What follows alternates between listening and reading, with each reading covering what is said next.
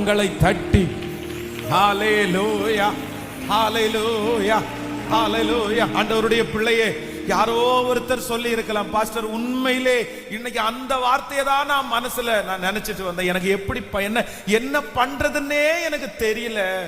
இதுக்கு மேல நான் என்ன பண்றதுன்னே எனக்கு தெரியல. எனக்கு தெரிஞ்ச எல்லா வித்தைகளையும் நான் செஞ்சு பார்த்துட்டேன். என் பிள்ளையை இந்த வழிக்கு கொண்டு வர்றதுக்கு என்னென்ன சொல்ல முடியுமோ எல்லாத்தையும் கோபமா பேசி பார்த்தேன், அன்பா பேசி பார்த்தேன், சாப்பாடு கொடுத்து நான் பேசி பார்த்தேன், என்னென்னமோ பண்ணினேன். ஆனா இப்போ நான் ஒரு முடிவுக்கு வந்திருக்கிறேன். எனக்கு என்ன பண்ணணும்னே தெரியல, எனக்கு என்ன பண்ணணும்னே தெரியல. இதுக்கு மேல நான் என்ன பண்றது?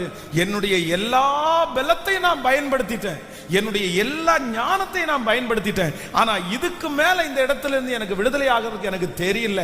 ஆனா நான் விசுவாசிக்கிறேன், அந்த தெரியலன்ற அந்த சூழ்நிலைக்குள்ள நீங்க வந்த உடனே ஒரு கிரேஸ் ஒன்று ஒர்க் ஆகும், ஒரு கிருபை வெளிப்படும்.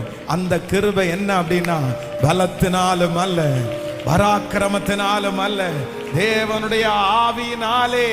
நம்புறவங்க கரங்களை தட்டி ஹல்லேலூயா. தேவனுடைய கரத்தினாலே எல்லாம் ஆகும்.